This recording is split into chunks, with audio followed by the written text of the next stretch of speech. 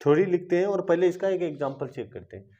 तो देखो एग्जाम्पल में मैं आपसे ये कहूँ कि कोई अभिक्रिया का वेग है, जैसे मान लो कोई भी अभिक्रिया हो रही है, यहाँ कल्पना कर लेते हैं कि A प्लस बी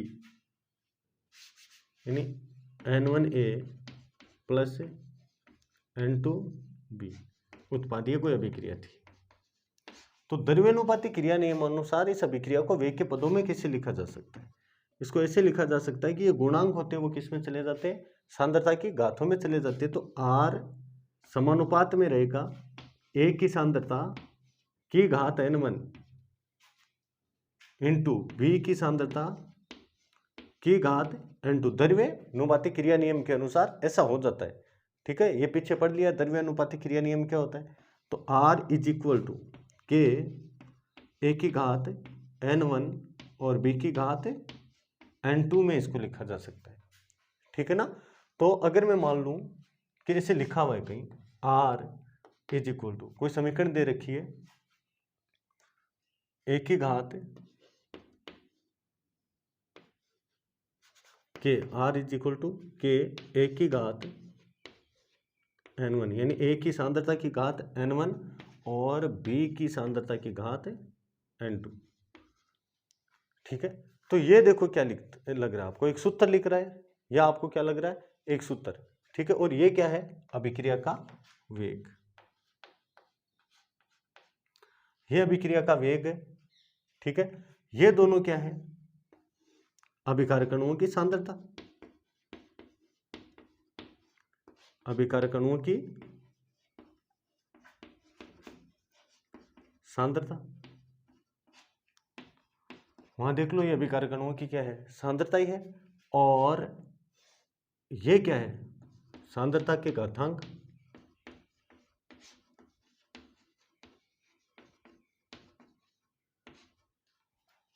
ठीक है, अब देखो ये जो समीकरण दिख रही है ना, ये सूत्र दिख रहा है, इसी को हम क्या कहते हैं, वेग समीकरण या वेग नियम कहते हैं। अब डिफाइन कैसे किया जाए भाई साहब, सीधी सी बात है ना, ऐसे बोल दिया जाए किसी भी रासायनिक अभिक्रिया के वेग को, कोई भी रासायनिक अभिक्रिया का वेग है, आ रहा है समझ में, उसको क्या कर रखा है, अभिकारक अणुओं की सांद्रता, अभिकारक अणुओं की सांद्रता पर कोई घातांक लगाकर क्या किया गया है, निरूपित किया गया है। अगर ऐसा हो जाता है तो इस समीकरण को, बनने वाली समीकरण को क्या कहा जाता है, वेग समीकरण या वेग नियम या वेग व्यंजक भी कहते हैं, वेग नियम कहते हैं, वेग समीकरण कहते हैं। तो लिखें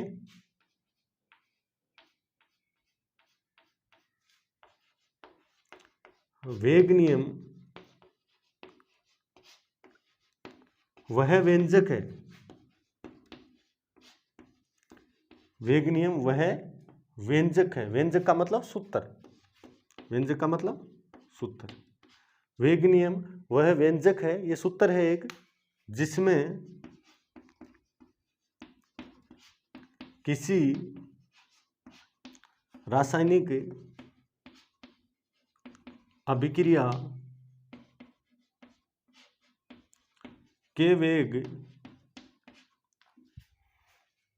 को,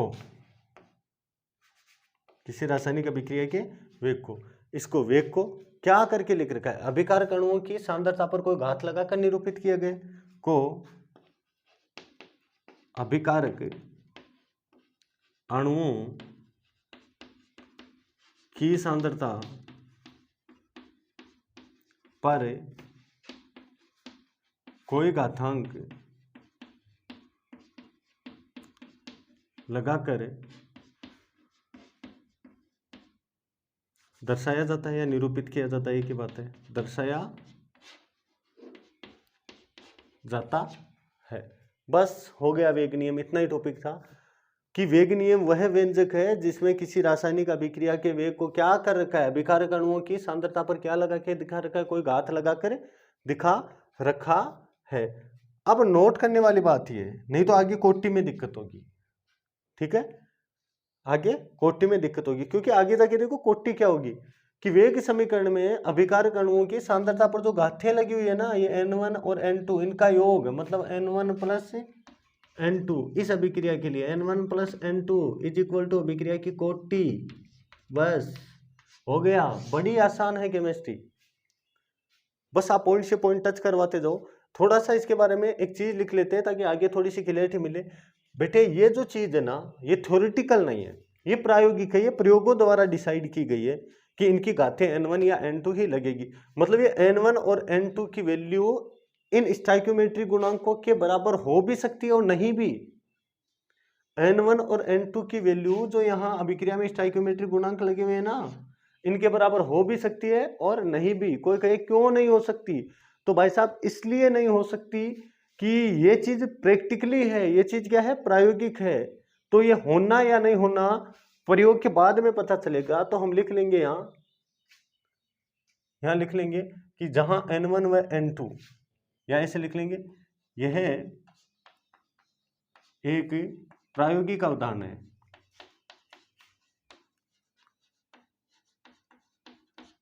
ये क्या है, एक प्रायोगिक अवधारणा है। अतः n1 व n2, n1 व n2 ये गाथे लगी हुई है, ये इस प्रकार इन स्टोइकियोमेट्रिक गुणांकों के समान हो भी सकती है और नहीं भी। n1 व n2 अभिक्रिया के स्टोइकियोमेट्रिक गुणांकों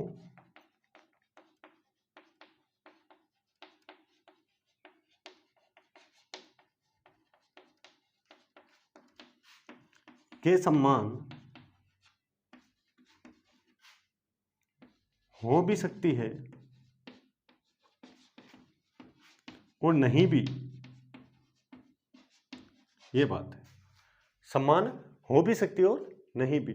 अब सवाल उठता है इसमें से क्वेश्चन क्या पूछेगा, तो इसमें से कोई न्यूमेरिकल नहीं आएगा, इसमें से केवल आपको एक थ्योरेटिकल क्वेश्चन पूछा जा सकता है, डेफिनेशन पूछी जा सकती है 1 नंबर की कि वेग नियम या वेग समीकरण क्या है।